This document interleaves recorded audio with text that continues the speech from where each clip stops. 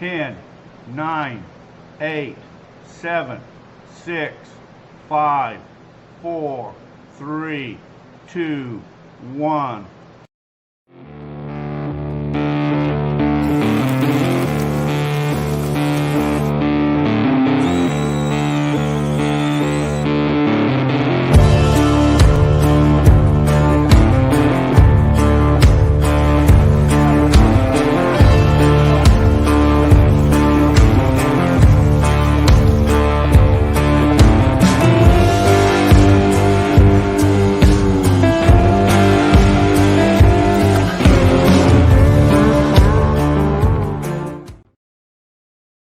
Hey, welcome everybody.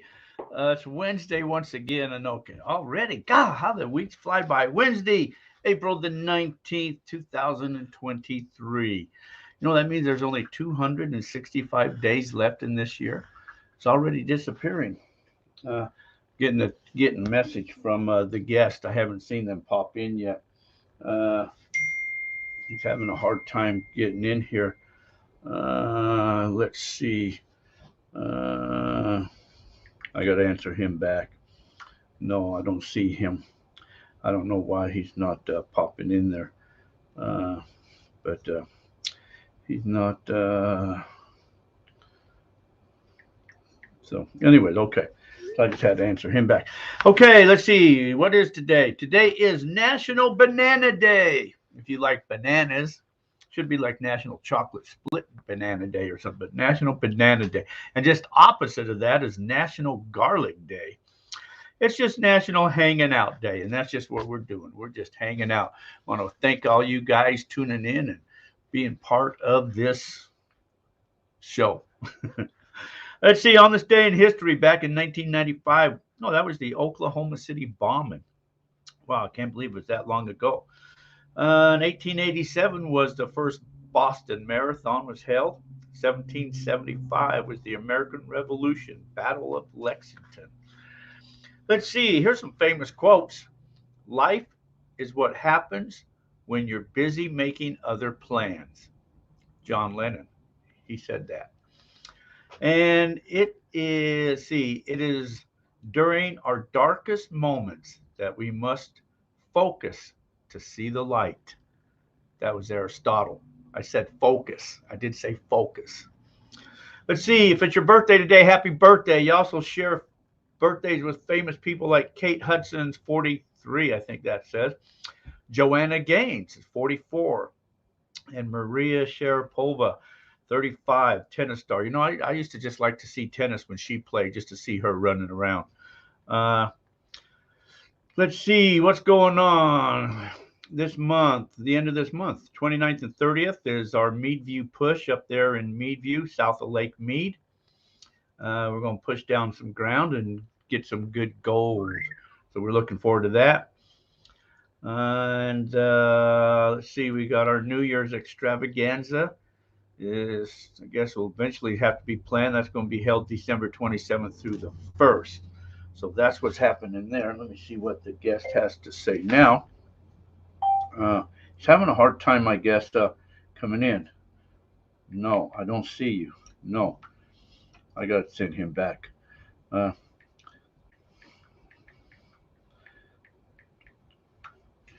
a hard time logging in, I guess. Let's see, all my subscribers. Hey, I just want to thank you guys all being a part of the channel, subscribing to the channel. If you're not yet, subscribe to the channel. Please subscribe to the channel. Let's see what's going on here. Oh, this time next week, I'll hopefully will be a certified scuba diver. I'm going up there Monday and Tuesday to Havasu Lake. Going to go in the lake, going underwater in the lake. That's going to be an experience. So that's coming up there. If you need any information on anything, 928-851-7167. Okay, that's what's happening here. I think I covered everything there. Okay. A while back, I got a letter. I forgot to read you guys this letter, so I wanted to go over this letter. Somebody sent me a letter. They sent a sticker, gold knob.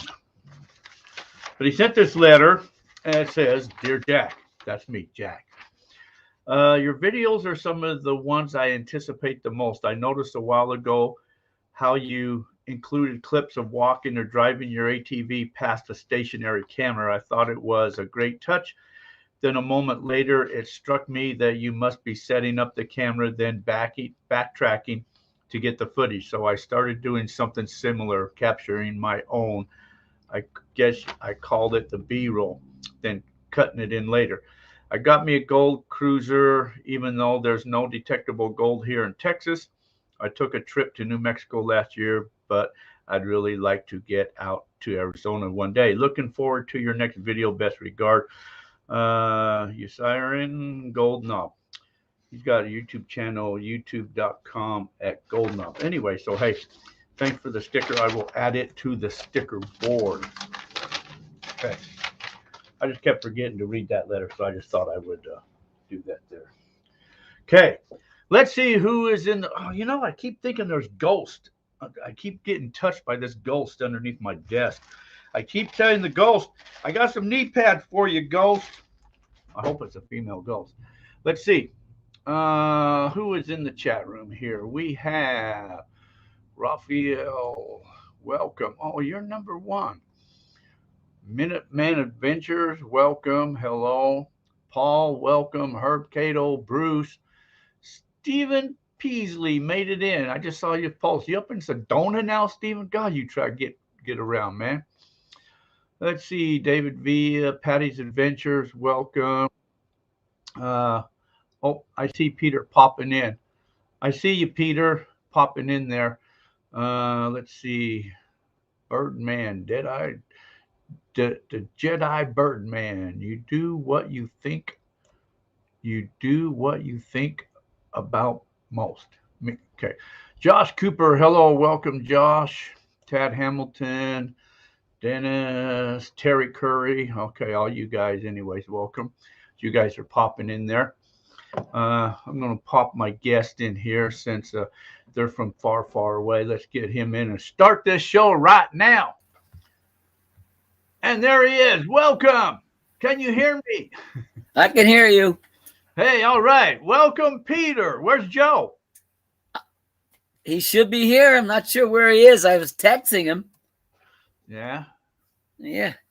We don't live together. No. I mean, this is a liberal state, but Yeah, I went on to try to find a picture, to post a picture, and I tried to find one of you two together. I couldn't find one of you two together. So. We don't like each other. Well, Joe is over 6 feet, and I'm like under like 5'3", so. Yeah. Our pictures don't always we have to crop them a little bit to make it work. Well, he's either got to get on his knees or you got to get on a bucket. I prefer getting on a bucket. That's part of our charm. Yeah. Yeah. Okay, I just texted him. Let's see where he is. Okay, he probably. So how's everything? I got better reception, better signal now because I'm upstairs. I usually do this in my museum in the basement. It's kind of like, Zachary down in the basement, but so this is a little bit better for me. I think usually I'm cutting in and out and it's kind of a pain in the ass. Yeah, but that's where we get to see all the cool stuff behind you down in the museum. Yeah, well, there's not much cool stuff up here, but books. I'll figure the basement out. Yeah, I've expanded the museum. I went around the corner now of the pool table because I have an old pool table that all the displays are on, and then there's displays around the perimeter. And I expanded into my Alamo cannonball area, and a couple Gettysburg items and some World War I dug up rifles, and now all that stuff is clearly visible. And a lot of Indian stuff. There's just lots of Indian stuff. So cool. Let's see. Time and Tide, MD. Welcome. Somebody said your picture looks a little smeared or hazy. Use a filter. He uses Vaseline on the filter just to give. Yeah. Oh, you know what? Let me see. I'm a little smeared and hazy myself. Hold on. Let me get a little beer on that. I don't know. Is that better? Hey, you know what? I think that does look a little better. Hold on. Let me really go for it now. I don't know. That's probably, I'm kind of a conspiracy theory person about a few things. And, I've put duct tape over my camera lens so no one can see me on the computer. So that might be what the problem is. Oh, I believe And I that. don't particularly think I look that great, so I don't like to be seen. So, it's an insecurity. Well, So, maybe instead of putting duct tape, just hang a cloth over the computer when you're done. or a sticker, like a smile sticker. Well, then that makes it smudgy. But if you just put a dust cloth over it, then you're good to go. Yeah. Yeah. I guess. Okay. People are saying better. Hello, Nugget Brain. Yeah. So you don't look like you're in the fog now. Yeah, I never thought of that. Is that better yet? Hold on. I don't know. I got to get Hey, secret spying eye cleaner. yeah. There you go. So what the hell you been? Tell everybody who you are for those that don't know who you are. Oh, where's Joe? I don't know. Oh man, he's got to be around somewhere. He knew what time. He's big. Joe is Joe is my digging partner. We do videos together. We've done TV pilot. We've done a lot of stuff, and he and I do talks, and we do events, and we do lectures, and which is a talk, I guess. And we go before schools and small groups of people, historic societies. We've been at the opportunity to do talks and set up at the Mensa Society convention, which is in New Jersey. And it's then super geniuses, which I kind of like to be around because I have no clue what they're talking about. So you can almost zone out. But it's a lot of fun. But Joe and I do all this together. My name is Pete Schichtel, and that's Joe Jorgensen, who I'm talking about, who's somewhere. We're not sure where. AWOL. We detect. We do just about everything in terms of finding cool stuff. We both are very interested in Indian artifacts, which is quite a bit around New Jersey, surprisingly. We detect a lot. He's the president of the East Coast Research and Discovery Club, and I am the newly elected sergeant at arms, which I'm not really quite sure yet what that means. You guess to bang the hammer and tell people to be quiet. I don't know. And we detect a lot. We explore. We do a lot of Indian exploration. We do hunt for shark, petrified fossilized shark teeth, just about anything cool. Fossils. We go look for trilobites, and we do a lot of that kind of stuff together, and it's really cool. And one of the things that we wanted to talk about, which Joe would be the best to talk about it because it's kind of his baby, is one of the recent sites that we had acquired to do detecting on, a very early colonial property, which a very early colonial road ran through what was called the Delaware Water Gap, which at one point, one side of the Delaware Water Gap was the Jersey side, other side was the Pennsylvania side, was kind of like the frontier back in the 1700s. Indians on one side and settlers on the other side, and a very historic area that basically where we got permission to detect on these colonial properties. One family owns the majority of it. One thing led to the other, and neighbors and stuff letting us go on. And it's a very, very, very early area that basically got shut off by modern times. So it kind of retained a lot of its colonial attitude, with lack of better words. And something Joe spotted on the property was what most people assumed to be stone walls. Turns out that through a lot of research and imagination on our part, mostly on Joe's part, we found that we believe that these stone walls are actually Indian remains of spiritual areas or astrological, astronomical, setups like Stonehenge. It's not at that scale, but it's very interesting. And I was kind of slow to get on board of it, but how I read quite a bit over the years by Barry Fell, who in New Hampshire, Massachusetts, had discovered a lot of sites that they felt were originally people felt that they were colonial, but they have realized that a lot of them were early, like Celtic people that came from Northern Europe.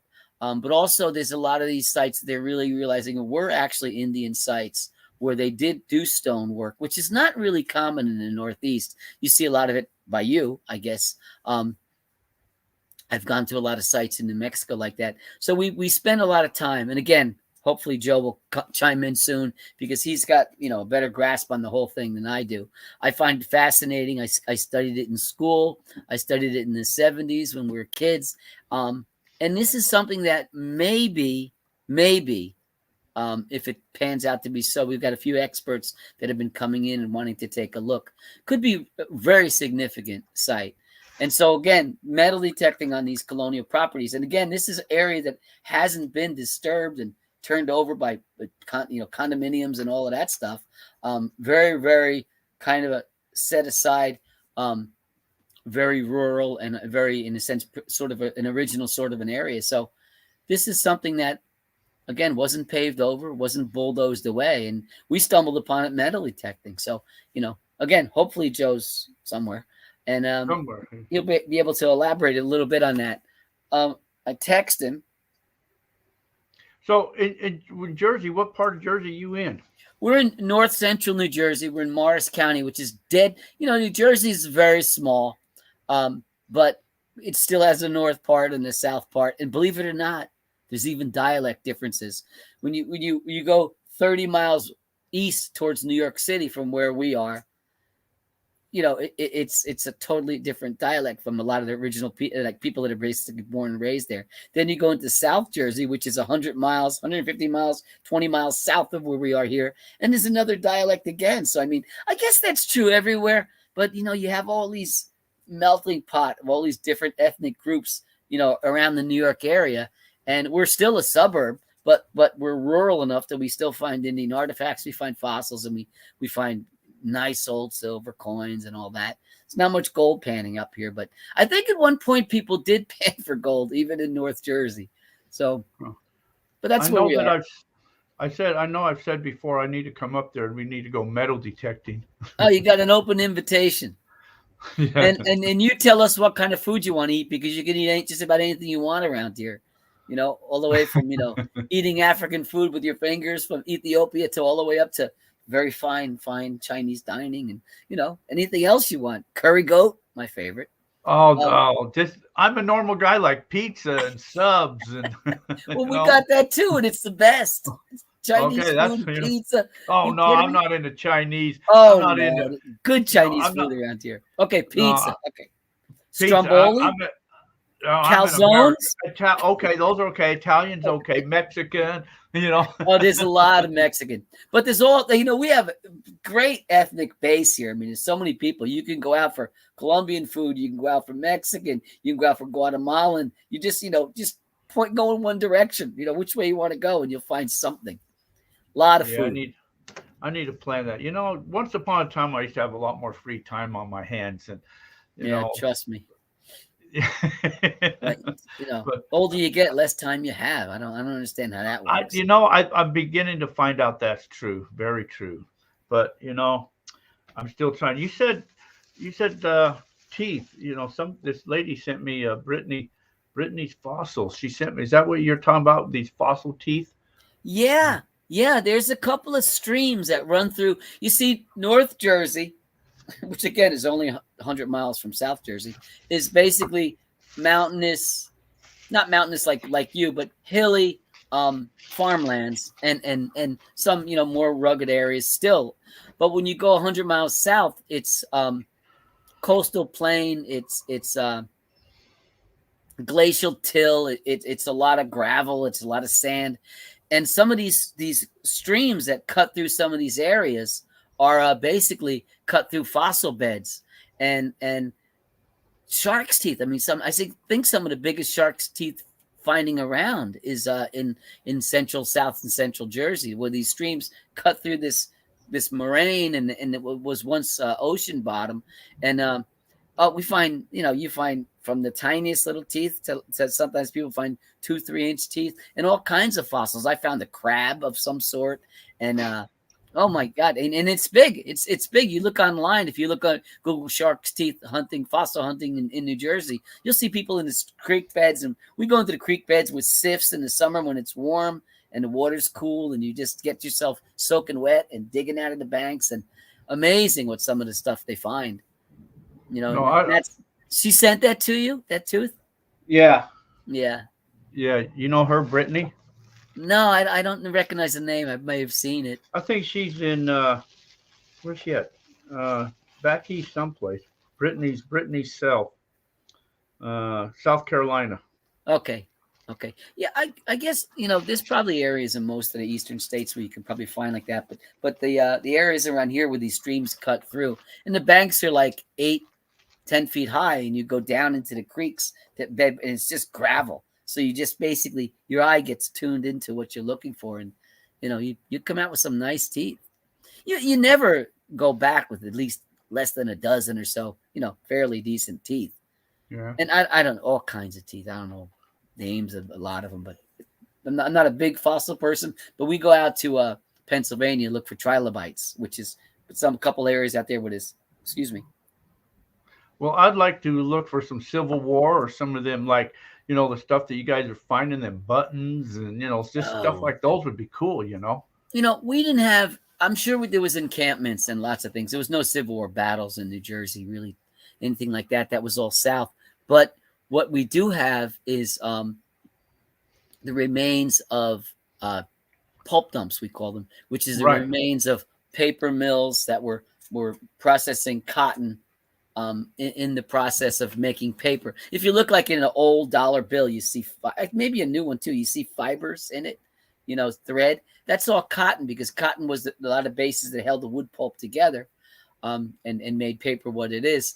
So a lot of these old mill sites, they wouldn't go buy cotton because it's expensive. So they would use recyclable cotton, where the classic rag pickers would go out and in the city areas and pick rags out of the garbage, sell it to the mills, and the mills would get, in turn, the processors would sell it to the bigger mills, and they would basically go on down the line, and they would take cotton and emulsify it in liquid and shred it and all that, and these machines would chop it up and basically turn it into a pulp, which they would mix with wood pulp or other sorts of pulp to make felt or to make paper.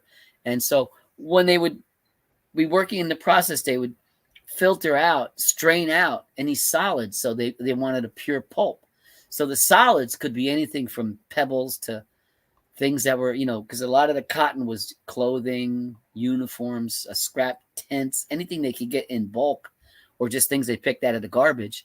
So they would strain out the solids, and the solids could be whatever was in pockets, buttons, anything that people, that when they were like going through the cotton to make it able to be emulsified, they would take the buttons and stuff like that, but they missed stuff. So we find where they would have strained or filtered this sort of pulp out, and they would dump it in a nearby, anywhere to the mill. So we've been able to understand how the process was, and this is 1860, 1850, up into the 1880s, maybe 1900. We understand the process, so we know when we can identify a certain mill site, we look for it to see where the dump was, where they would strain out these solids. And my God, we found everything from, things but were in pockets, coins, buttons, lots of buttons. And it could be buttons from all over the world. Belt plates. I found the Knights Templar plate. We found Oh, Civil yeah, War that'd Eagle be cool. plates. Some real heavy stuff, but buttons, predominantly buttons. I would ignore the porcelain underwear buttons that, when a guy finds that stuff, working around the Civil War site, they put it in a frame. There's so many at some of these dump sites. Just ignore them. But I began to save them because I want to fill up a couple of mason jars with these buttons just to put them on display. But there's so many suspender buttons, anything you can, doll parts, because the dolls had fabric bodies. So we find doll heads and all that. And we invited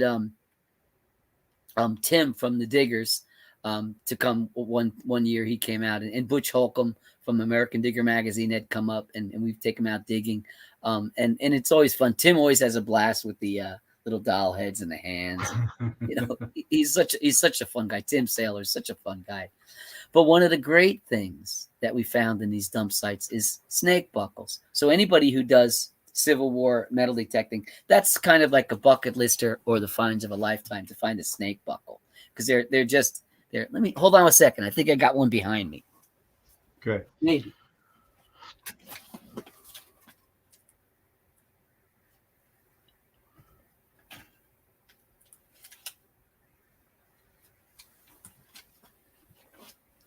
Guess not. But they're like, if you can find one, that's a find of a lifetime. Or like I said, a bucket list. But Joe and I have probably found together over the years over 100. Wow. Because these sash buckles and sash belts had these snake buckles. They're generally a snake shape, and they hook into one side. The tail hooks in or the head hooks in. They're fascinating, but we post pictures every once in a while. I posted something on Facebook recently of all of the a frame of snake buckles. People are like, what? I think my friend found one. It's things like that. I heard of people who found them, but it's just sheer luck. I mean, somebody was processing cloth and maybe military. They came across a bunch of these sash belts that were cotton belts, and they took off all the tighteners and fasteners and the belt parts and whatever, and threw it all in, threw it out into the dump. So, that's a really fun part. So we always talk to people and say, yeah, you want to come out, we'll take you one day. You'll find a snake buckle. And they're like, come on. So we got it. And they do. They inevitably do. What kind of detectors do you guys use? I have a Equinox 800, which is a fairly new style. There's a 600 and the 800. I'm not a high-tech guy. For years, I used a 30-year-old White's XLT. And I've had Simplex, which is a Nocta company, decent machine. But I now with this Mind Lab Equinox, I'm happy with it. It's every year they have to come out with a newer machine. It's supposed to do better than the last, and I just I don't know. Yeah. It's more in here. It's more. Well, that's what I use. I use the 800. Yeah, the 800 is a decent machine. I like it. I go back to old sites. I went back to a site that we've been to a dozen times 15 years ago, this past weekend. And right in the middle of where I've detected before, we found a swastika. I saw you pulse that, yeah. Cufflink, yeah. Now, everybody assumed right away seeing it that it was German, but it's not. The swastika is going the opposite way, and people came back and said this is early 1900s. It's actually a good luck symbol, cufflink. Right. So, but some people even made nasty German comments and things like that. So I just said it's cool find. That's all I said. No. Not to align myself with anything. We found some stuff out here metal detecting. I know two of them's been found. They were called good luck tokens, coins. And they'll say you're part of the good luck club, and they'll say 25 cents off at some clothing store. Oh, with the swastika on them? And they got the swastikas on them. Yeah, well, I saw. Before that's what it was. It meant good luck, and that's why the Germans took that. And then once they took it, they ruined it. So they turned it around.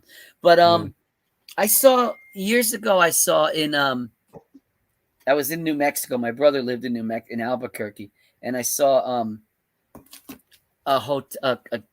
cards, like greeting cards, whatever they call postcards, and it was a hotel in Albuquerque, and the symbols were swastikas all around the doorways, and banners and things like that. It kind of had kind of like that New Mexico Indian sort of a territorial, whatever, I'm not sure what you call it, look, but swastikas everywhere. So David asked, do you display in shadow box frames? I'm sorry? If you display your stuff in the shadow box frames? Yeah, I'm a professional woodworker, so I make myself some different cases, glass that I can bring from show to show. There's a particular company know if I'm allowed to say their name, but they make a very nice, relatively. They're not cheap, but they're also not very expensive.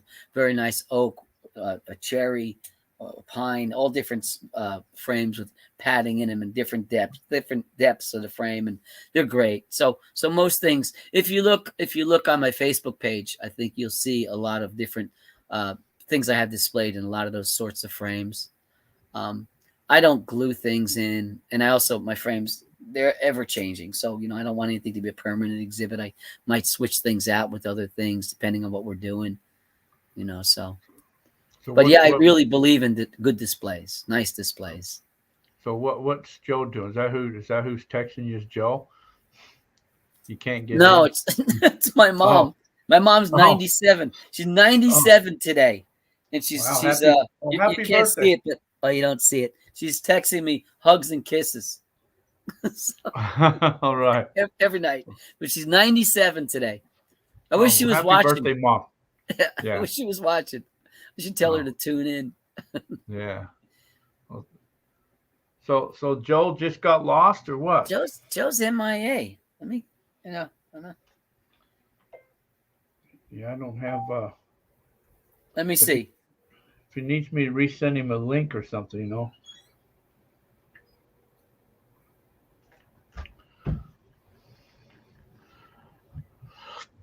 Hello. Yeah, he's not answering. Oh, he's lost. He's. Yeah, I'm not sure. He was well aware and planning on. We talked about we're going to talk about the Indian site, the stone site too. So was prepared, but Huh. Okay. He went out to dinner. Yeah. he's answering you. No. No. Oh, No. He's not. He's nowhere around.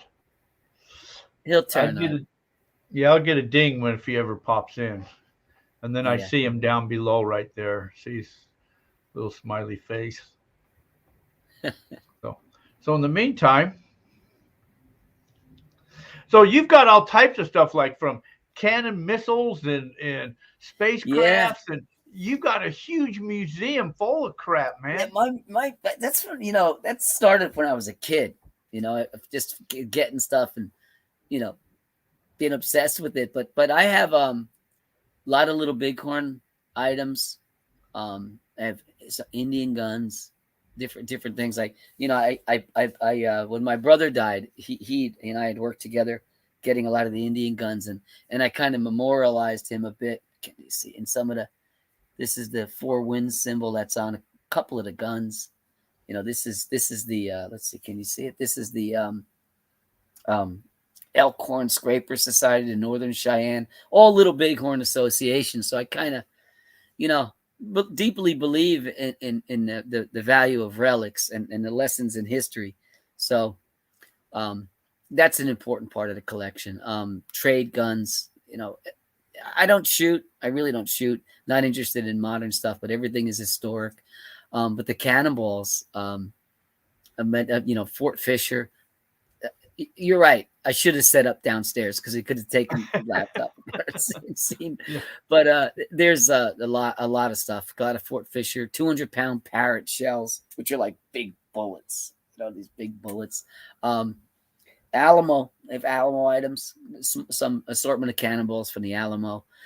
It's an interesting story because a sergeant, maybe 20 years after the battle, when Texas was trying to keep itself just prior to the Civil War, arm itself and had become a state at that point. I guess they were not sure what exactly was going on, and a sergeant in the Army, which at that point you can't say Union Army because it was just the American Army. They were fortifying some of the areas and they were dismantling around the Alamo. And this one sergeant, Bostwick, I'm not sure if I remember his name, basically was amassing cannonballs and anything he could find. And time went on, and his grandson in the 1920s inherited everything that they had gotten together, and there was a museum set up somewhere in Texas, and he I don't remember the details again, and he had it on display for quite a while, and now his grandson or great grandson inherited the collection, and a person that I do some dealing with who deals in Revolutionary War cannibals and all that just acquired this whole thing. So, a few people who were quick enough were able to get, and they're not big cannibals, they're 4-pound balls or 3-pound balls. I think I have a 12-pounder, one heavier one, and it's really kind of cool because when you get into this stuff, you start getting into the history. One of the smaller balls that I have was found in the I guess it would have been the East Palisade, which is where Davy Crockett defended the Alamo. The fort was pretty big, and the fort was basically stone walls. The Alamo was a small building in the corner. So there was an area where one of the palisade walls was built from the corner of the Alamo Church to the main gate, and that's where Crockett's men were. So, whenever, at least in my mind, whenever I find something that could be tied into a particular point in time or particular piece of history, it's just, it's just over the top for me. Nope, not Joe. Just over the top. Can you get a link on your phone or email on your phone there? Can you check your email? Yeah, let me see. Because I can send you the link to your phone, open up that link, and then you can go show the museum with that camera there. Yeah, it's on my email here, but my phone is almost dead. Oh, okay. Let me see. Hold on. Well, no, I don't want to run around the house. Yeah. What city are you in? I'm in Parsippany, New Jersey, which is just about dead center of North Jersey. And Joe is in Pompton Plains, which is about 10 or 15 miles north of here. So, we get 2 inches of snow. He gets 4. You guys still got snow there now? No. It's full spring. Okay. Full spring. Oh. It's beautiful. Dogwoods, dandelion, daffodils. It's beautiful. Oh, I may have to be planning a trip just so I can. Oh, you come to New Jersey in the spring. It's beautiful, like anywhere, but there's a lot of green. Well, I'd get out of here in the summertime when it gets 1,000,000 degrees. I don't mind that. My mother's from the tropics. We used to travel a lot in down Florida and the Keys and all that, and so Yeah. My brother died scuba diving in the Keys 6 years ago. So it was fitting because I don't want to be glib about it, but it was fitting because we grew up. My mom is from the Bahamas, so she was happy. Closest we could get when we were young, because there was too many of us to go to the Bahamas, was to go to the Florida Keys and camp, and she was happy to have coconut trees and sand. So we spent a lot of time there. So it's fitting that my brother, if he would have chosen a place to die, and he was a scuba diver and instructor, so Is that how he died? Yeah. What did he do? What did he do? We not really sure exactly. The autopsy, I don't want to slight anything, but there's a lot of corruption in the Florida Keys, and we're not really sure what happened. But the autopsy came back and said heart failure. He got out of the boat and fell back in the water, and that was it. It was the hardest hit in my whole life because we were business partners. He was my older brother. We're business partners, and we spend a lot of time. Like my mother said, we grew up from playing around, rolling around on a carpet together to become business partners, and tough loss. That's what I'm going through right now is to be certified for scuba diving. Oh, you are? Good. Yeah. Where do you dive out by you? You go in quarries? Well, you've got like the Colorado River, you got Lake Havasu. Oh, okay. You've got the reservoirs. Yeah, my brother actually lived in New Mexico for most of the year, but he would travel back and forth every month and spend 2 weeks in Jersey, then go back home for 3 weeks and 2 weeks in Jersey. But yeah, he used to dive in a lot of the reservoirs that they were big recreation areas in New Mexico because he lived outside of Albuquerque, and he had a ranch of sorts in White Oaks, which is kind of near Billy the Kid country down there, and I forget the names of the towns, but. Yeah, I don't want to go swim with sharks or nothing. Yeah, but I just want to go treasure hunt, down in some of the swimming pools. But no, I've already did my class. I did the class and I already went in the pool. So my next thing is 2 days now inside the lake, and then I can get certified. So Yeah. Yeah, he was an instructor. It's a good process. It's a good process, and it's a lot of fun. I've dove a little bit in local lakes, local area. It was a man-made lake, which is like the biggest in New Jersey. It was smaller. Now when they made it, it was bigger. They made it for a canal that went through the state. Now it's just like since like the turn of the century, it's been a recreation area. So it's a couple of areas where we went diving, and in the bare areas of the gravelly bottom, we found Indian artifacts and points and different flakes and things like that. So that was pretty cool because I don't really get to do that much. No, are you certified? No, no. My parents were, but my brother, they did a lot of that stuff together. But like I said, he was an instructor also. So I don't think it was such an accident that happened to him. I think something went wrong. Well, there's a lot of, I mean, I had to go through a lot of that, the emergency stuff when you're out of air and the breathing. Yeah. When you're underwater, it's a whole nother, humans are not meant to be underwater. That's the truth. You're not. And, but it's a lot. I mean, you have to be extremely careful. That's why you get certified, Yeah. They don't certify for you to walk through the park, because there's not much to it. But what you're doing is serious. Oh yeah, I mean, underwear. Just being in the pool, they start you in the pool first, and there, so like they'll rip the mask off your face, and you've got to constantly breathe. You can't hold your breath underwater, or your lungs will explode. Right. And so, and then you've got to find your holes and hurry and put it back in your mouth while you're breathing. And they take your mask off, and then you got to find your mask and put it back on. And dump the water out. That sounds like Navy SEALs. Yeah. Well, you got to do all that. And then after you're used to that, then they put you in the lake when you go down deeper and do that same thing. Yeah. So, and then swim laps of the pool. That's what kicked my ass, is swimming the laps, man. It's I believe it. So anyway, so we'll see what happens next week. By this time next week, I should be certified, and so I'm looking forward to it. So yeah. Are you doing it alone? Yeah. Yeah. Yeah, I don't have a dive buddy, so. Oh, your wife's not into it. No, I don't have a wife. What? I don't have a wife. Well, so I guess you're alone to do it. Yeah, just as well. Yeah. Cool. Yeah. Dennis said, sorry for your loss, Peter. Thank you, Dennis. I appreciate it. Every day gets a little bit easier. Minuteman said, happy birthday to your mom. I'm sure she'd appreciate that. Yeah, she's a cool lady, And that's she's like I said, she's West Indian from the Bahamas and eating a lot of conch and a lot of fish. I had great aunts live to be 106. Another one was like 103.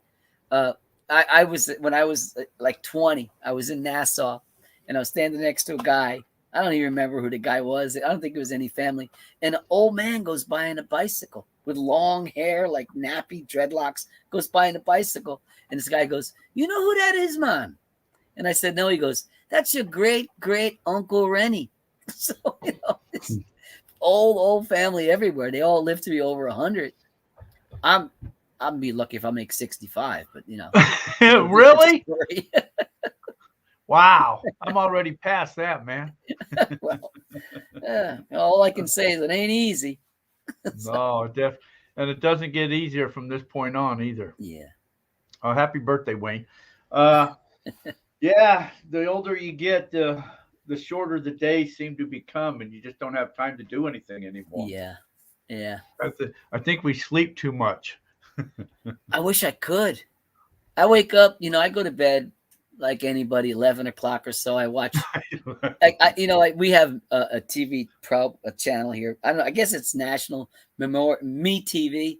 So I watch episodes of Emergency from when we were kids, and after that I watch Adam 12, And it's like Oh my by the time I get my full, it's 12 o'clock. I wish they put those shows on earlier. But then I wake up at 3 a.m. and I watch the episode of the Waltons. So Oh God. No, see, and I'm into watching stuff like Paranormal Caught on Camera, oh, I don't know. and then or then like Two and a Half Men, or Everyone Loves Raymond, Oh stuff like gosh, that. yeah. You No, know, I'm an oldies. Leave It to Last Man Beaver. Standing. Oh no, I love those shows. I'm out of black and white. I like stuff in color. Yeah, my kids, when I was, they were growing up, they wouldn't watch the black and white shows. They walk out of the room. I'd say, but this is a great movie, except for It's a Wonderful Life. They seem to, they would watch that with me. So 55 times. Oh yeah, there's a Well, Stephen. let me Hello, think. What else we Stephen. got going on? The project that we were talking about with the stonework is interesting Yeah. because some of these stones are aligned, we think, and we have a couple of people from one of the universities in Trenton coming along. That's a kind of an authority in this sort of a thing, and we've gotten his ear, and he's interested in coming down. And if we can establish this stone site as being American Indian, it's extremely significant. So we really have to see how it goes, and hope that someone will be able to see the things that we see, and validate some of this stuff. So and that's the thing that Joe's had pretty strong interest in the past 6 months or so. It's been developing the idea and looking at a lot of it's like anything. You come up with an idea, say I'm going to start studying beer mugs, and you go on YouTube, and you're an expert in a week.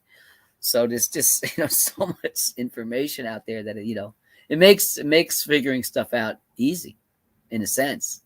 God, man, you pick up your phone and you find something and say, this looks like a weird key, and what is it called? Google Images something. You zero in on it. Someone was showing me it last night. Click, all of a sudden it shows you 50 pictures that looks like the same thing.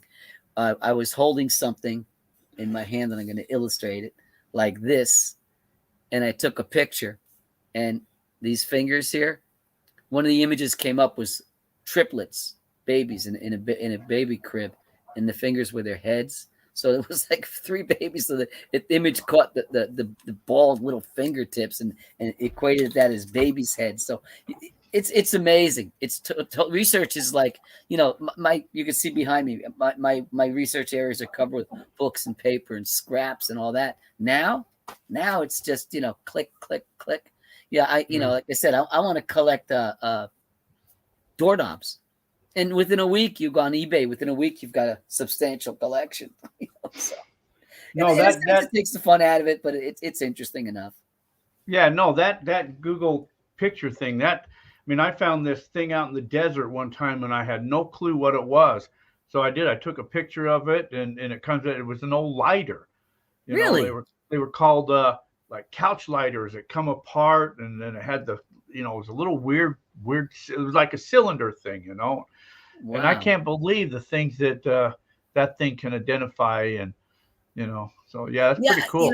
You talk about lighters. I can remember growing up, there was like always lighters around my grandfather's house, and they were like I Dream of Jeannie lamps. They were like big things, and you clicked them, and flame came up. It was you don't see any of that. You don't see ashtrays anymore. I think they've become collectible now.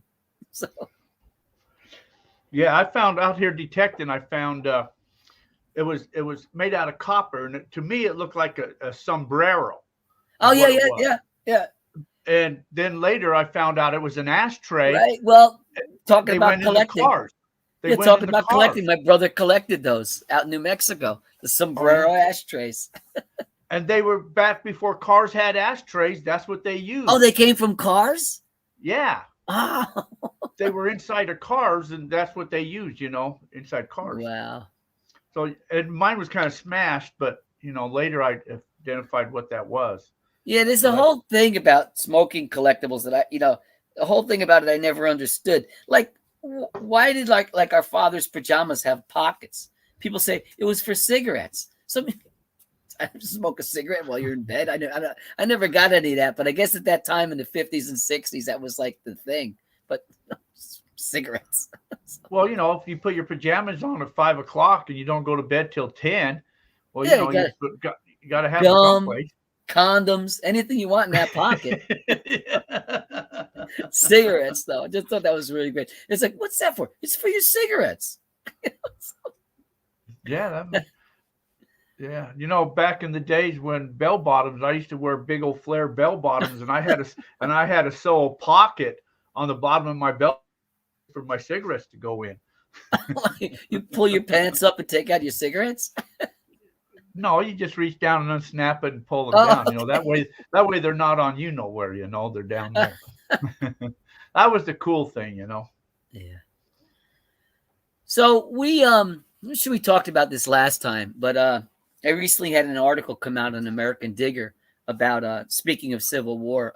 We had made a couple of trips to private property that one of our friends had his family had owned, and we were able to detect it, and right outside the edge of the Gettysburg battlefield at the very edge. So that was a pretty interesting experience. The article was we really didn't know what went on. We kept finding shell fragments, 3-inch shell fragments, some 3 ringers and 2 ringers, and different stuff, a couple of fuses and all that. So there was obviously an artillery something going on there, but I really wanted to find out more specifically something that we could pinpoint to a movement or something across this. What piece issue of was property. that? Not to interrupt you. What issue was that?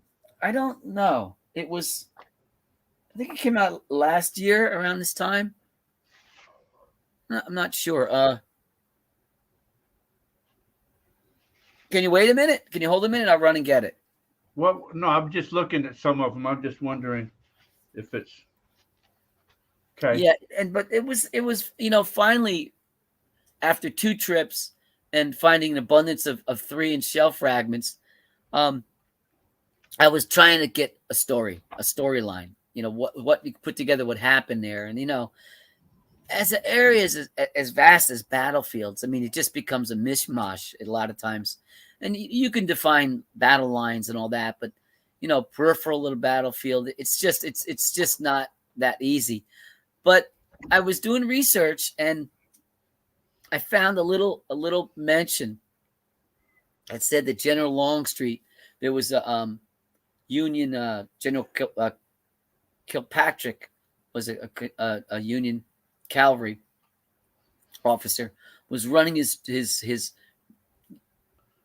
brigade, I'm not sure what you call it, group of cavalry around the southern edge of the battlefield to outflank after Pickett's charge had collapsed. It's a whole long history.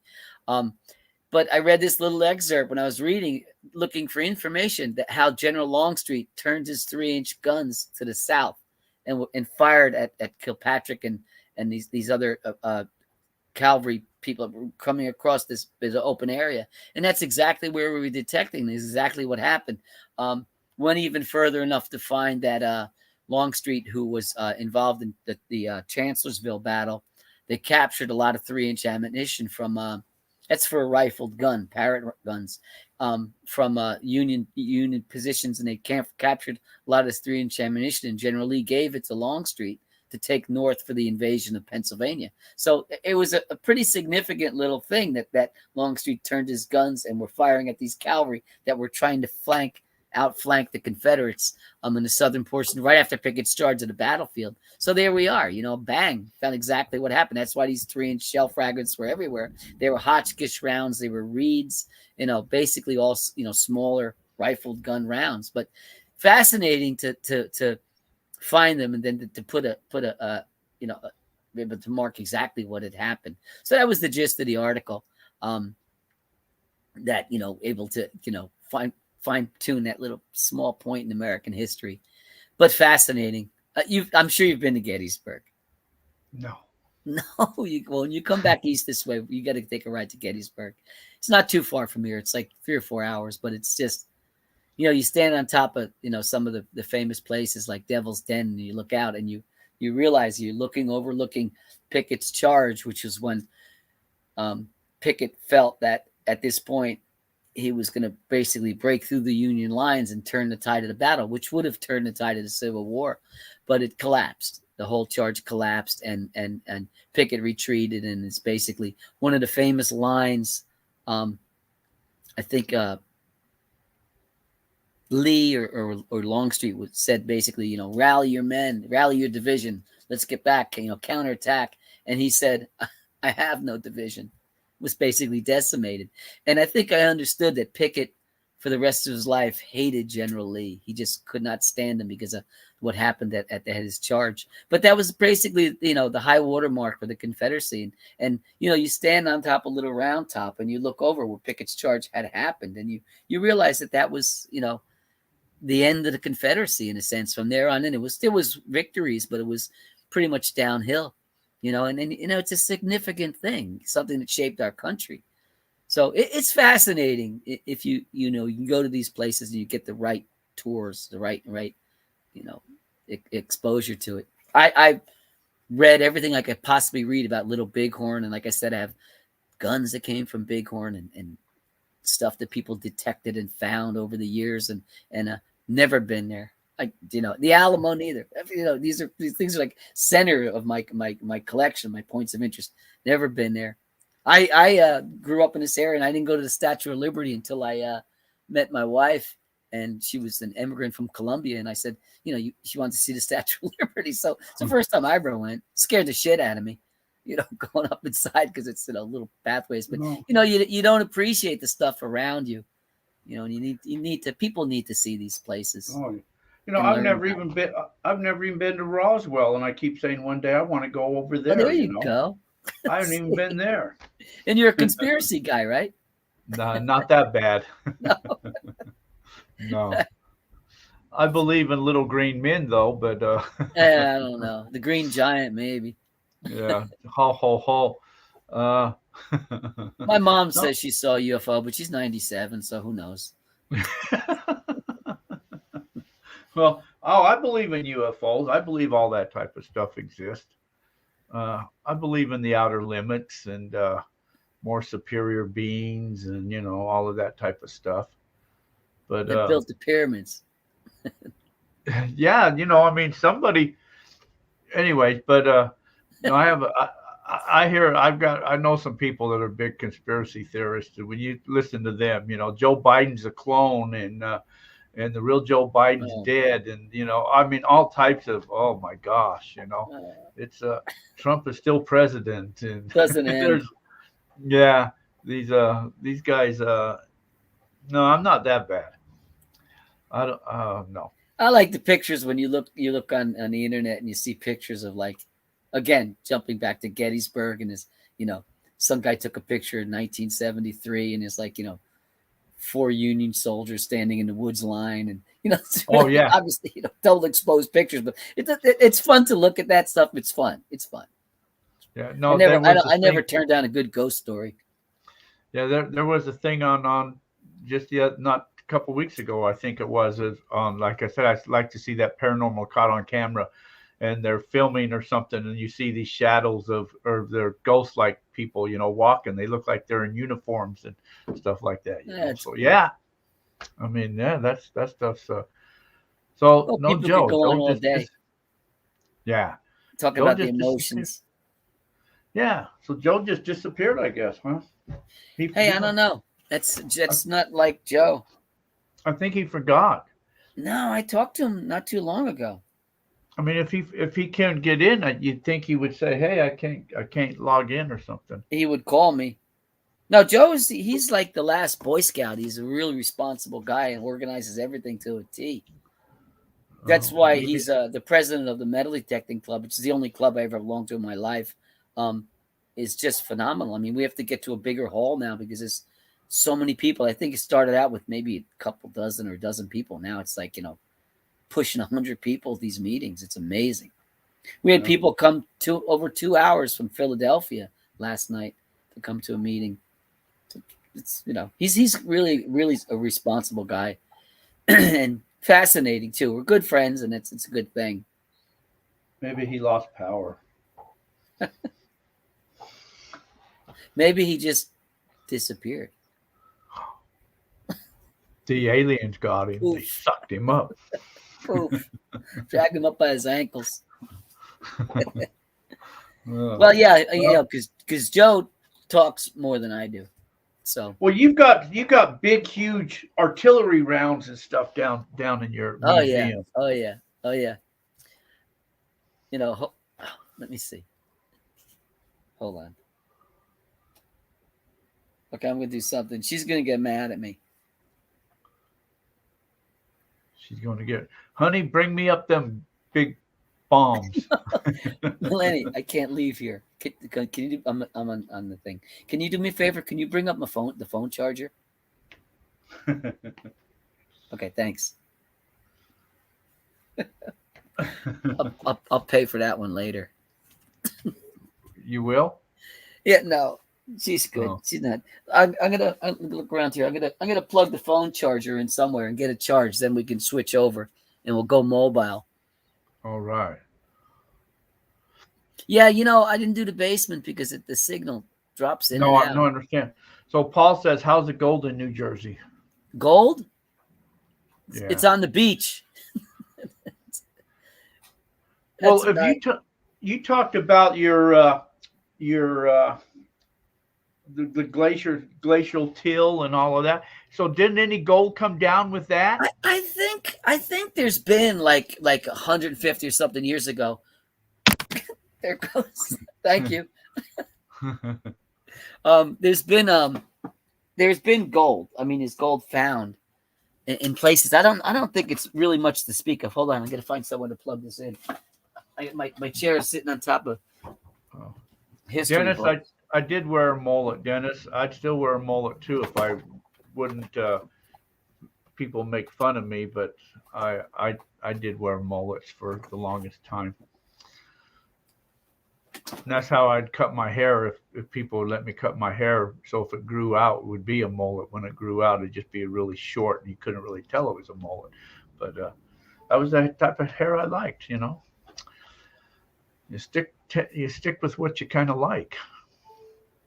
And if others don't like it, then hey, you know what? They just got to get over it, man. Some things you can change, some things you don't want to change.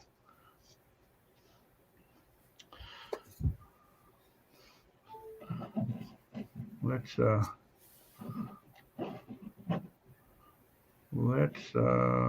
think it's charging.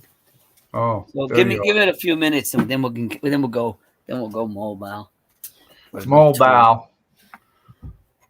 Yeah, I haven't changed my hair. Last haircut I got was 2004 or something. So. Yeah, I cut mine off. It was getting a little too long. It was getting unmanageable, so I had to cut it. I just put it, in a braid and it stays there.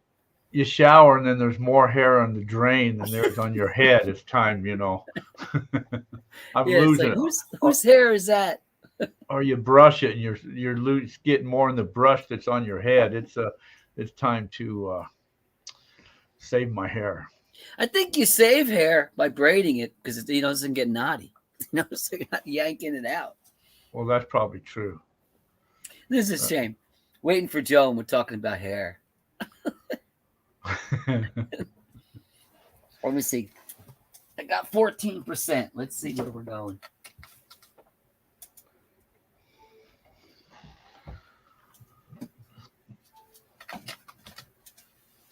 Well, you can leave this one open and just click on that link again on your phone.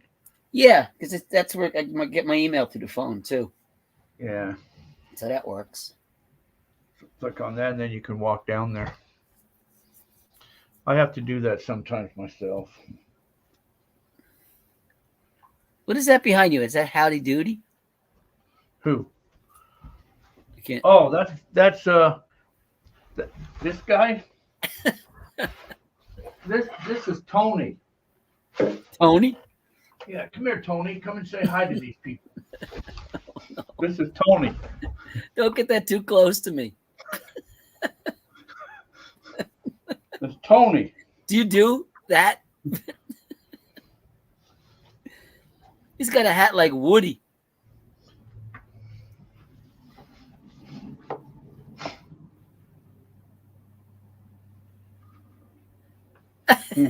Hello.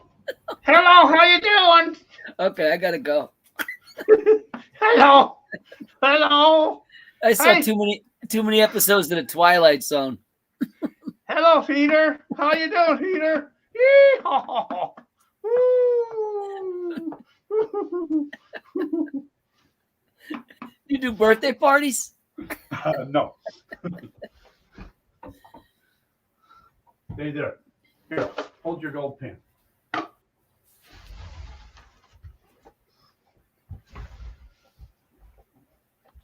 No, I just collect them once upon a time. You know, Real we all need hobbies, and so I just saw that one time and I said, "Oh, that'd be so cool. I want one of them." So I got me one.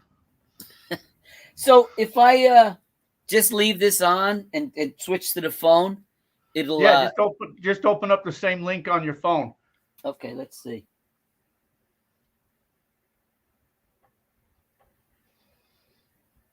And then I'll see you when you pop in.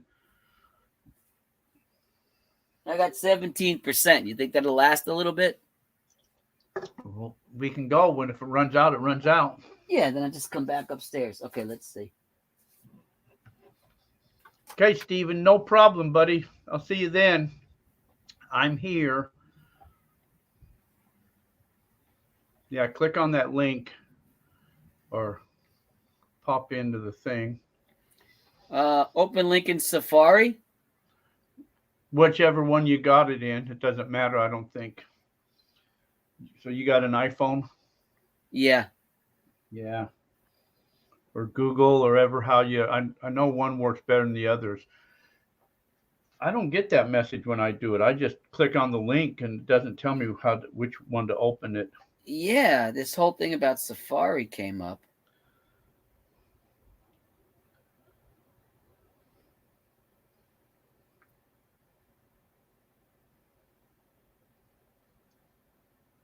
When you try that, if that doesn't open it, then try Google or something.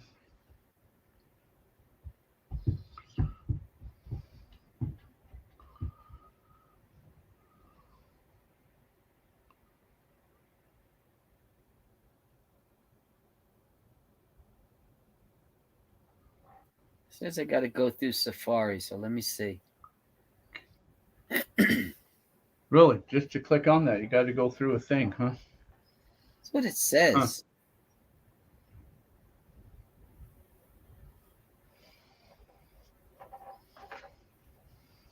Huh. Well, I guess you got to try or do what it says. Yeah, I'm not sure how to do it. Let's see. Well, if you got to go through Safari, then it should say at the bottom when that pops up, it should say select Safari or Google or. You shouldn't have to go through Safari to go in email. It says copy the link. The page. No, you link. shouldn't have to. No, you shouldn't have to do that. Yeah, I don't get it. You should just be able to. Let me see. I'm going to send myself a link here. Okay, so I sent myself a link. So I'll go to email. Let's see. Let me do it this way. Can you copy and paste from the chat here?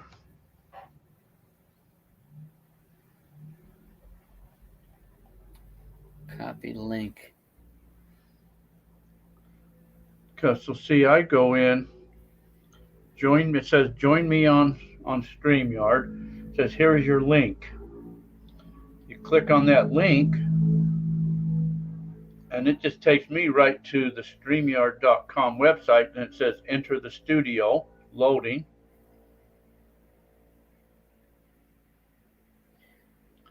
But I don't have good cell phone service, so. Okay, then it says allow your mic to access, allow your camera, and there I am. Hello. Then you can walk around. Oh, what? Oh, display name, me. Enter the studio. Okay, then I pops in, and then I can add that to the screen. Whoa. That's bad. Bad. Remove that. Whoa. That was bad. Bad.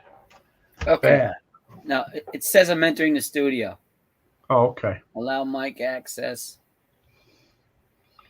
You'll get it. Probably maybe get an Okay. echo because you're doubling. You got it. You got another one of me? No, not yet. Oh, enter studio. Okay. We got to put my name in. No, you don't have to.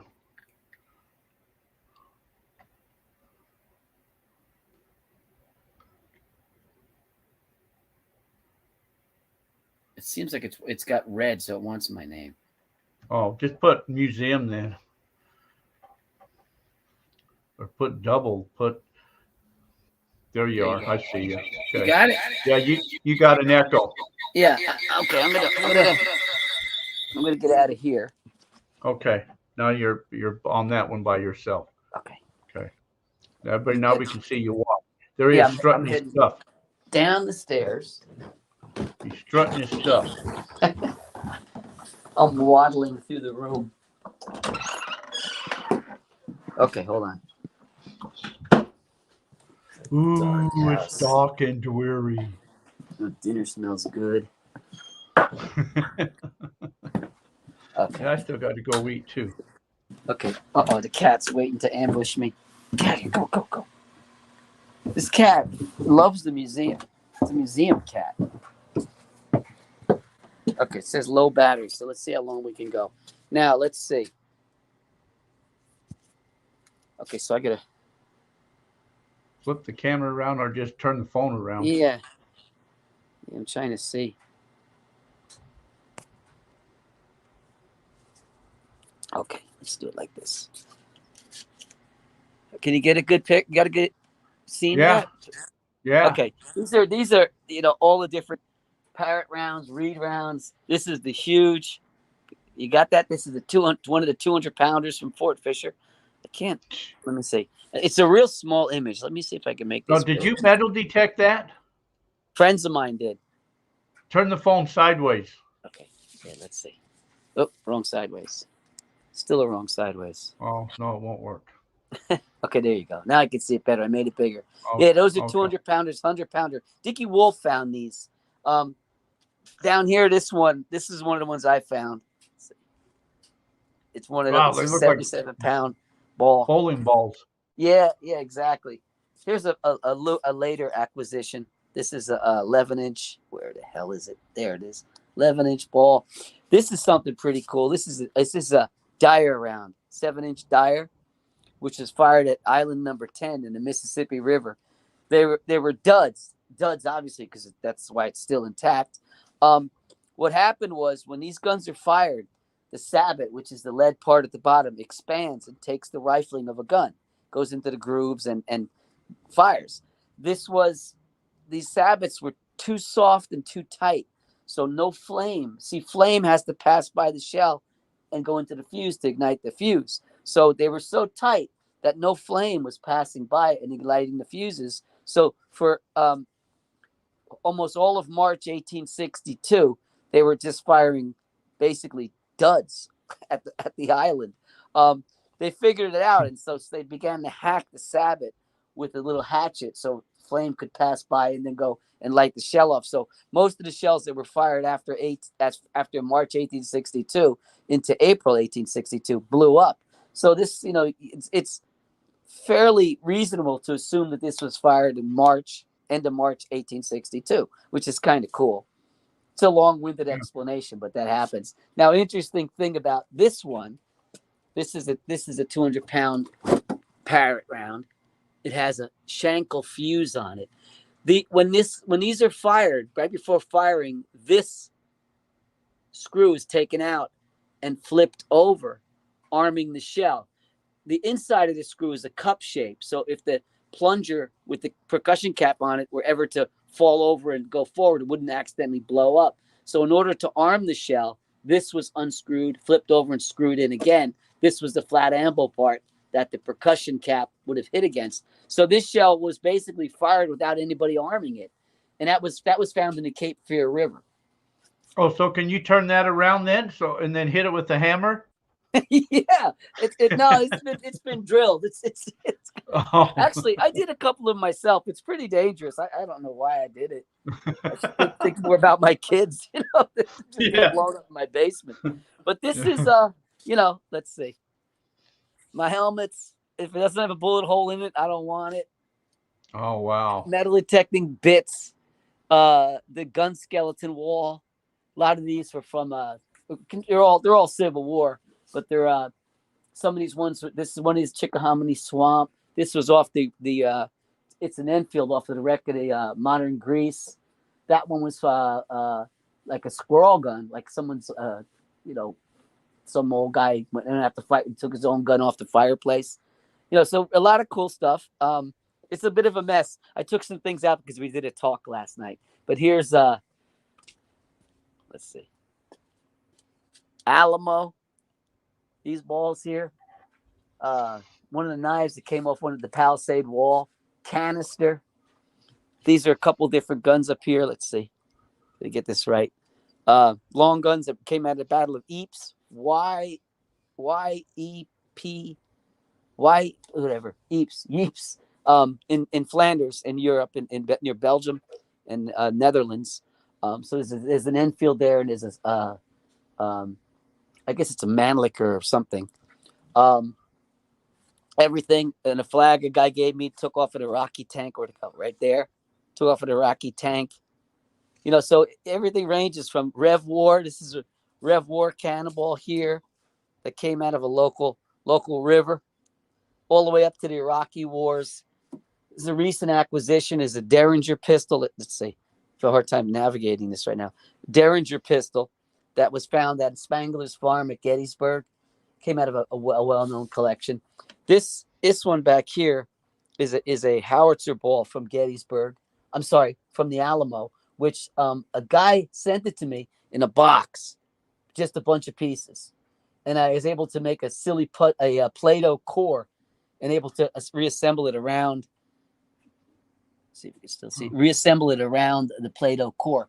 That's pretty cool. Lots of Indian stuff everywhere.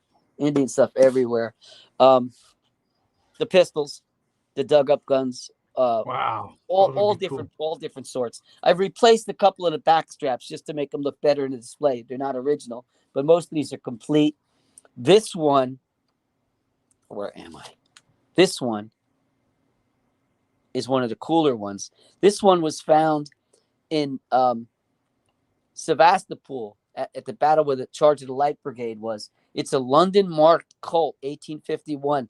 The numbers say that this was made in 1851, so one of the first ones that were made and bought by obviously a British soldier. It was found under the floorboards of a building that was used as a hospital in the Battle of Crimea. Sevastopol's the Battle of Crimea, and in charge of the Light Brigade and all that. So that's pretty cool, this one. This one next to it was found at Fort Hood in Texas, outside of Fort Hood years ago. Where is it? This one. Where's the one? This one. This came from Wilmington, outside of Wilmington, North Carolina, outside of Fort Fisher. Let's see if I can position this. Backstrap has notches in it. I mean, no one ever said that to me when I got it. This or that. I saw it myself. So make your own assumptions. But those are clearly notches in the backstrap of the gun, which has its own connotations. Let's see. Coins. Stuff is just scattered about. Fort Fisher. All of these. That's all from Dickie Wolf. Stuff we found. Indian beads. They're everywhere. Indian knives. Can't see too well. This whole cabinet's filled with Little Bighorn. All kinds of stuff. These are my pride. Step back a little bit. These are Indian guns. You can see this is this gun at the very top gun is a Burnside carbine that belonged to a Northern Cheyenne band leader called Plenty Bears. The one beneath it belonged to a Northern Cheyenne leader, Spotted Wolf. He's very historic. He was credited with killing Captain Fetterman at the Fetterman Massacre. The one beneath that is owned by American Horse, who, if you see the buttstock, that's correlates to the tattoo I have on my arm. The four winds symbol. Ogala Sioux. This one I don't know. This is a Michele. This is interesting. I think this came from the Seminole Wars because the Michele action is a very old Spanish action. The butt stock is carved. Let me see if I can get to that in there. That's a pretty cool gun. This club belonged to what's his name? Black something. I'll think of it in a minute. But there's there's frames of stuff everywhere. A lot of this stuff. Now this is fascinating. This is a probably an early German World War II German helmet style, but it has no vents in it. Someone had told me that helmet most likely came from Spain or something like that. But the fascinating part is I got this from a British sniper who found it, and I have photographs of the whole area in Afghanistan after they went in and they bombed out the Taliban, and the American army and the British armies went in, and they found Taliban guys with these helmets on, dead, of course. They were taken out. But this is one of those. The man had given me one, sent me one, which is pretty cool. Yeah, that's one of my favorite because the story is just really cool, and it just has a brutal history. A lot of stuff. This is Battle of, I'm fascinated by the Battle of the Bulge. There's a lot of Battle of the Bulge stuff. The damn cat. This is kind of cool. I got this from somebody who, look at it, found it fairly recently on one of the beaches at Normandy. It's a half of an American canteen. It was a storm. The guy was on his honeymoon, and he decided it was raining, and he decided to take a walk, and he went out on the beach, and he found this canteen that had been washed out. It was, I think, in the American sector, which saw pretty heavy combat. Let's see. There's bottles. There's lots of Indian stuff over here. Let's see. Hold on. There, a lot of Indian stuff on the floor. These jugs and all came from the wreck of the Nuestra Senora de Guadalupe, which was a Spanish mercury galleon, which is a wreck, which is used basically. Mercury was used in the processing of silver. So, okay, now you're going to go in the bad room. Again, all relics. Top one was found at the Battle of Pea Ridge in Arkansas. The one beneath that was found at Harper's Ferry. These are all battlefield pickups. Different ones here. The one that's turned here, let's see, turned upside down here was Fort Fisher. This is a fantastic piece because it's engraved. Let me see if I can get you to see that. On the cow out Fort Fisher in German, which was a pickup, and on the underside it has J. Keller. Okay, let me see. Not sure if you can see it, but it's J. Keller carved into it. And I've done all the research. I found J. Keller. I found his grave in North Carolina. So it's just, the story is just the stories. It's everything. Random stuff from it. I've done digging in Belize, digging in Colombia. There's a lot of those things like that. Stuff. It's junk everywhere. There's a gator. There's a big gator head. My grandfather's World War One. Let's see. My grandfather's World War One hat and helmet. Battle of the Bulge pickups in his cases. Guns that were found in the hedgerow. Stuff found in the hedgerows. 80 millimeter, 81 millimeter tank rounds. The damn cat got into the cabinet. That was found in Hofelace, that hand grenade, which is part of the Battle of the Bulge. And my uncle was in the Battle of the Bulge. I showed him the hand grenade, and he said his response was, I spent the night in the basement in Hofelace. so there you go. This model of 1816 U.S. flintlock was found in the river in North Carolina. You can see it there. This is a cool one over here. I love this one. There's a flintlock here.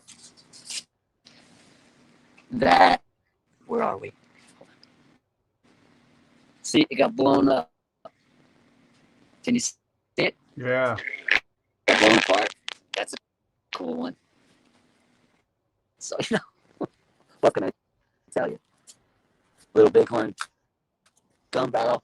I got from a guy early on. There was a brush fire at Bighorn, and that prompted a lot of people to go out there and start pulling stuff out of the grasses and all that. So the government came in and they began to organize, serious metal detecting in terms of archaeologists that utilize metal detectors to do what they have to do. So that was it was a big part of the Bighorn battlefield. That they were able to open it up to collectors and not collectors, but metal detectors who were like working with archaeologists. So anyway, endless stuff. Cool coins. That we found that a month or so. You find military stuff. You just don't know. Just don't know. There's stuff everywhere. This one is a cool one. Ballad of Bulge. Where'd it go? Gotta be like thinking with the other side of your brain to make this work. There it is. Has fragments right through it. That's a cool one.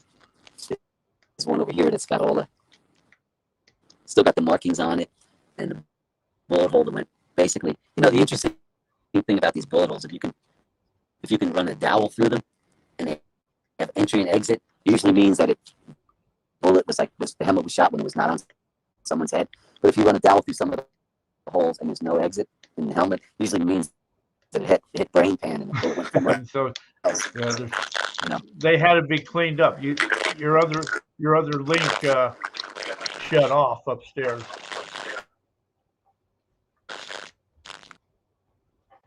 Oh, now we lost both the links. Okay, your links went away.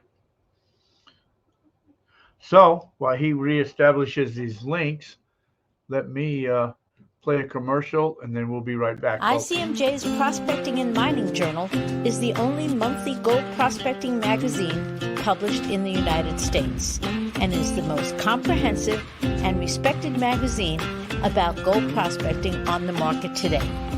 With readers in all 50 states, it features articles on detecting, high banking, dredging, small-scale operations, assaying, basic geology, how to read the land, regulations, and more.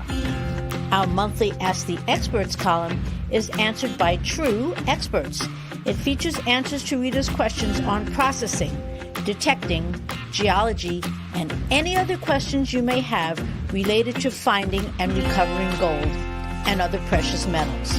The Mining Journal features the most extensive selection of equipment, mining properties, services, and more, and a classified section featuring over 20 times more new and used items than the nearest competitor. The Mining Journal has been in continuous publication since 1931. A full 12 issues is available for just $27.95, and discounts are available for 2- and 3-year subscriptions. And an online subscription gives you access to over 3,000 articles going back nearly 20 years. Our purpose is to teach you how to find more gold. ICMJ's Prospecting and Mining Journal is the tool you need to succeed. It's time to raise your gold prospecting knowledge to the next level with ICMJ's Prospecting and Mining Journal. Give us a call at 831-479-1500 or visit www.icmj.com. That's www.icmj.com.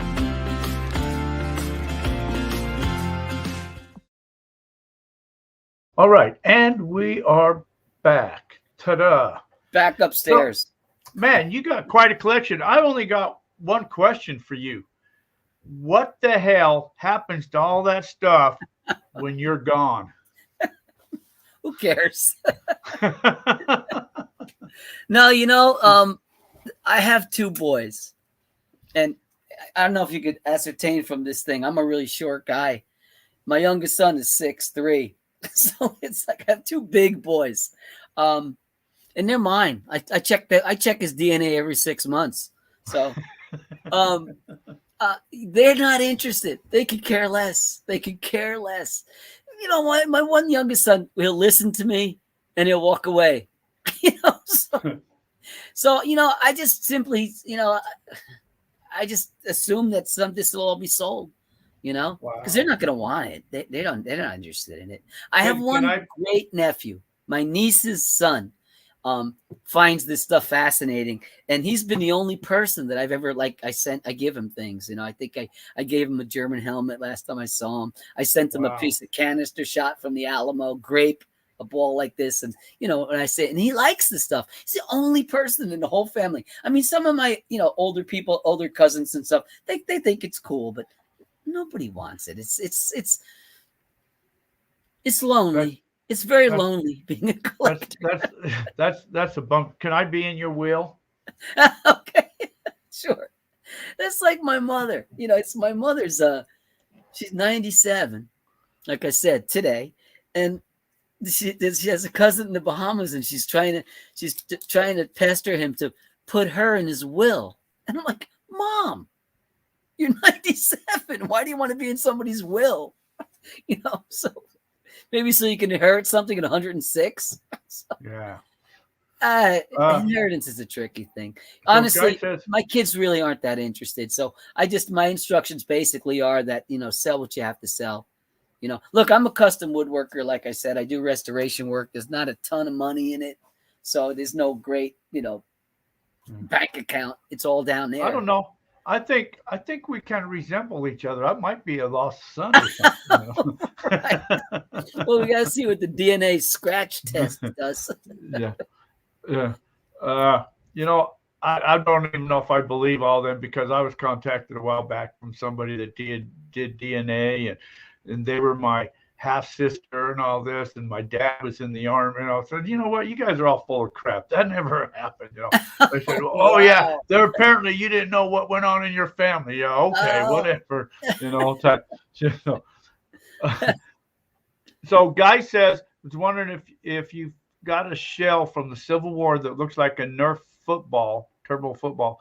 Don't know the name of it. Only seen one that was in Gettysburg Museum. Well, the Shankle shell is a bullet like with a tapered base. It was a paper mache sabot that was around the shell originally, made it look like bullet shape. But when they're found, I unfortunately I have a Shankle down there. I could show it to you. It's not from Gettysburg. It's from Fort Fisher, but that's the shape of it.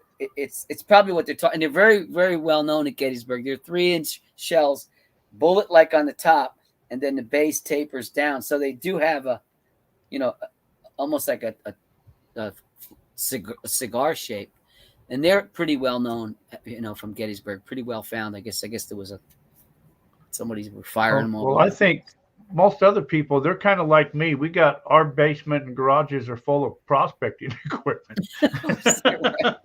Piles of gold dust, right? Yeah, dredges and high bankers and sluice boxes. Now, see, I would love to do that. I would love to do that. Well, that's funny, because people on the East Coast say, oh, I'd like to do that. People on the West Coast say, we would like to do that.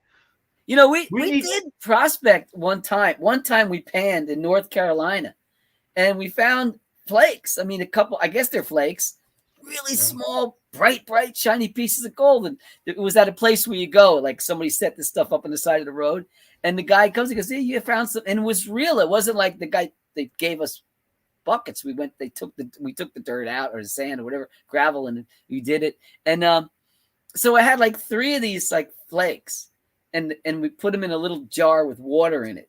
That's I guess what they do. So I went back to my parents' house, and I think I mentioned my wife is Colombian, and we were standing by the sink, and I was looking at it saying, that's really gold. They say, and I'm looking at it. I'm trying to drain some of the water off, and the 2 flakes just went right down the drain. She looks at me, she goes, stupido. You're stupid. Stupid.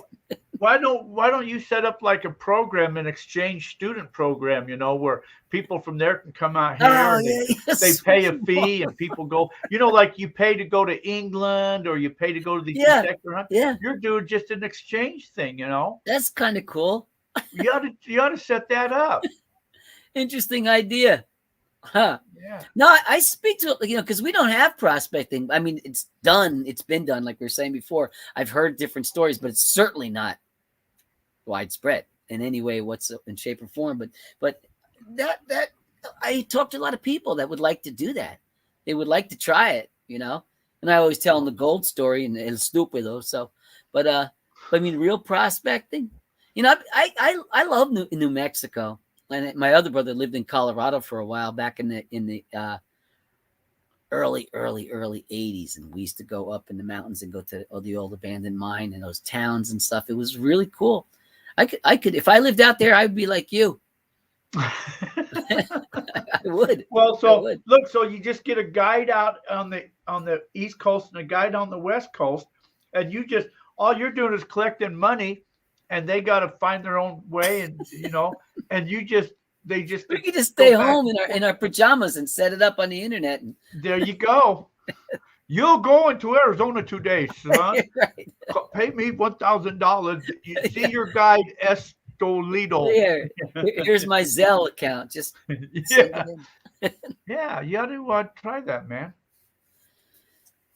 Well, been around, like a show downstairs, stuff I found in Belize, Colombia, we spent time in the rainforest, and we're poling up rivers to where the naked Indians were. They still are in some parts of the Pacific coast of Colombia. There's still those people living. It's very, very, very isolated, very difficult to get into. But, naked Indians painted up on their faces and, look at you like you're freaking an alien, so. But, you gotta spend a day to get into those areas. And it's a little risky. I had gotten like conjunctivitis and gotten sick a number of times. Let me see if I can show you something.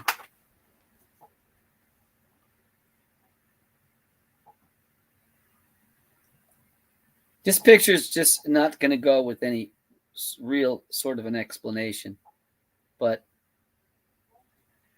I don't know. Can you see that? No, you can't see images on the phone, can you?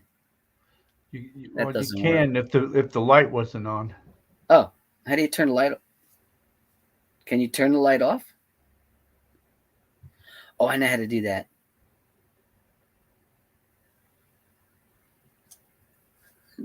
Can you see it? Let's see. Yeah, put it in the thing. Lift it up. Yeah. Okay. There you go. Yeah. Can you see that? Yeah. That's Batallón de Medellín. That's me in the middle in like 1990. Who's all the people behind you? Yeah, these are the guys that hunted down Pablo Escobar. Oh. Wow. So I forget why I mentioned that, but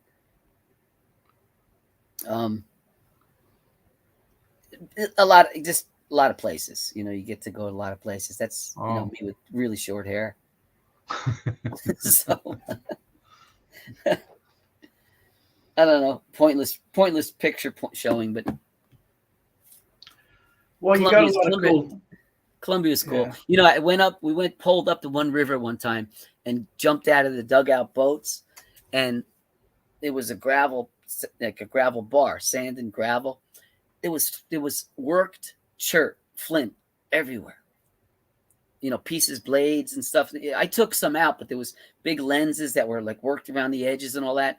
And this is near the Indian villages where people were, presently living. No electricity, nothing even close to that. No fresh water, nothing like that. And living in these huts that like almost like Vietnamese hooches, with grass and filled with smoke, and you hear kids like hacking on the inside. But they've been in these villages for who knows, generations. And the flint, and there was even obsidian lenses going up the hillside that you could see, obsidian flakes, volcanic glass they were used as tools forever. So God knows. But I never forget that gravel bar, much that had 100 big pieces of worked chert. We call it flint commonly, but it's actually not technically flint. It's chert, but flaked edges and cutters and scrapers all over the place. Wow. It's just different worlds.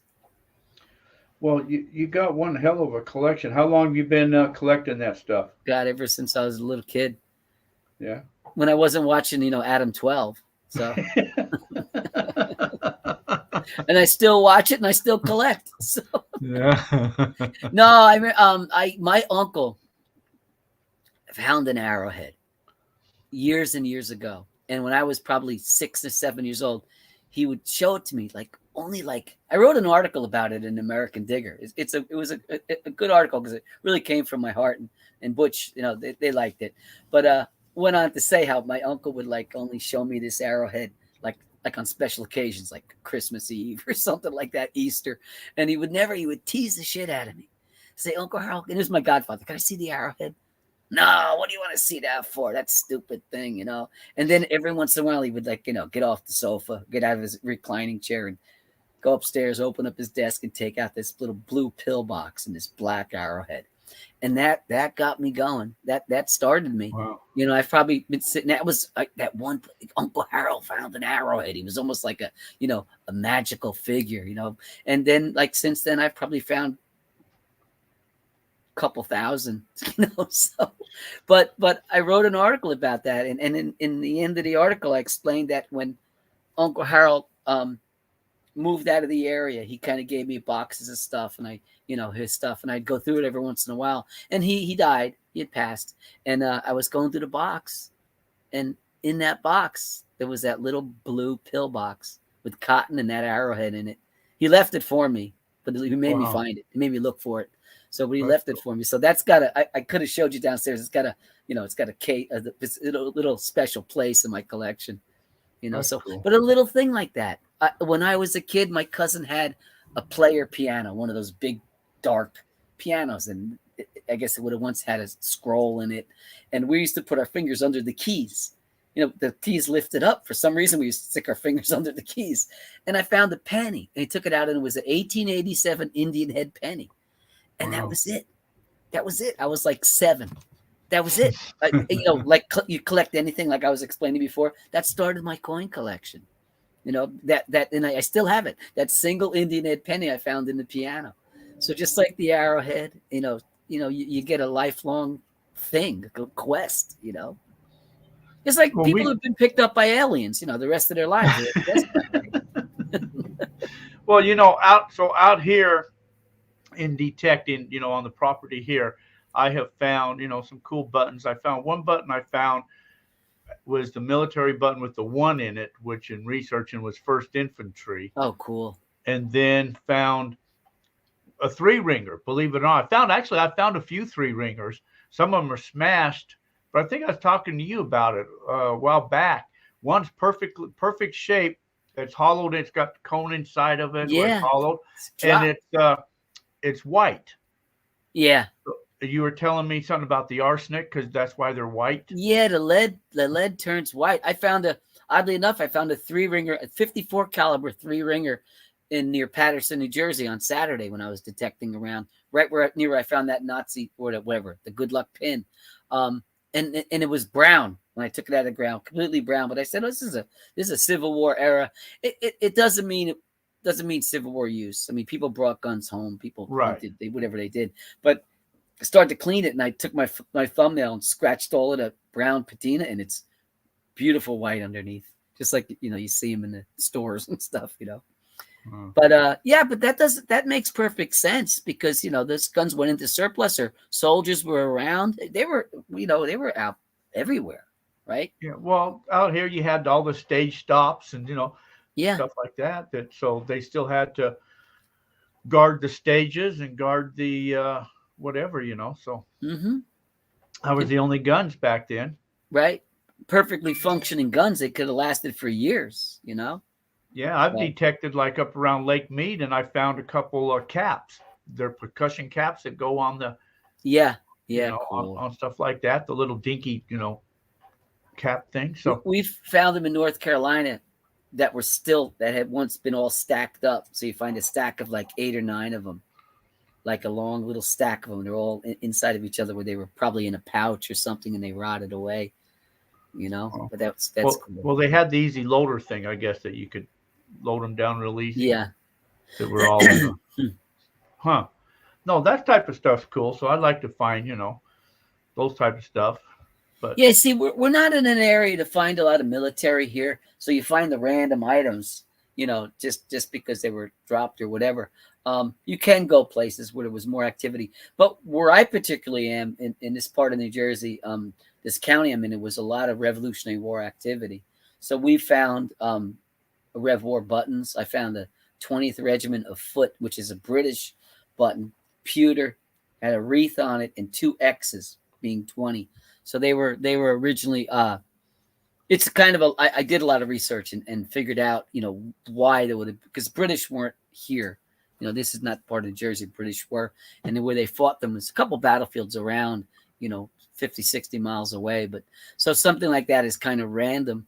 But, we find a lot of the smaller accoutrement buckles. They're kind of oval shaped. Find that, not a lot. I can't say a lot, but we find stuff like that.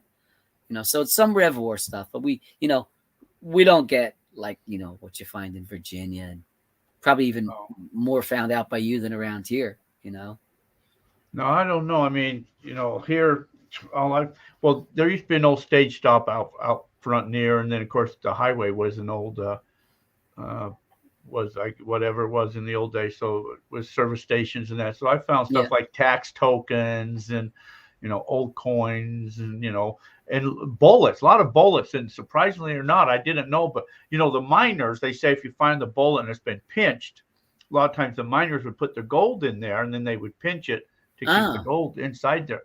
And I was talking to this guy that used to work at White's metal detectors, and he was telling me that when you find those, that's not what it is. He says that they would after they shot them, they would smash the cartridges so that the Indians couldn't pick them up and reuse them. Oh, use them, yeah. So they would smash them down. Yeah, and also, like some of the stuff I have from Little Bighorn, horses, all that activity and all that, horses stepped on them, and some of them are clearly not like just simply crushed, but they're abruptly crushed, where a horseshoe or a unshoed horse foot would, crush the cartridges too. When there's activity going on, people are stepping on that stuff all the time. Yeah. So many cartridges are crushed. So many. They are. Yeah. Oh, my earbuds are dying. All right, Peter, we're going to start letting things go. Joe, I guess, couldn't join us. Yeah, I'm sorry about Joe. I got I'm a little concerned what had gone on. You'll have to try and call him. Yeah, I'll figure it out. I'll send you a message letting you know. But we did our best. Joe's entertaining. Joe has a lot of stories, a lot of information, and we work well together. So next time. Yeah, we'll do it again down the road. But hey, I know it's late for you there on the East Coast, so yeah. Oh, but the that's hamburger's cold. Yeah, you got Adam 12 to go. It's on in. No, it's not until 11 our time. Okay. Anyways, all right, Joe, we'll let you go. I mean, Peter, we'll let you go. Tell Joe said hi, and I sure will. Thanks, Jack. Anytime. Always like being on with you guys. Hey, we appreciate it. Thanks, man. Okay, take care. Okay, talk to you later. All right, everybody. We want to thank you guys all for joining. And you know what they say, please like, share, and subscribe. So until our paths cross again, join us next week. Who knows where we'll be or what we'll be doing. And now I'll be getting ready to head up to the Meadview area sometime next week. So I don't know where we'll do or what the show will be. But anyways, I want to thank you guys for tuning in. So, hey, till next week, you guys all be safe. Have a fantastic week and get out there and create adventures. Thanks, everybody. Good night.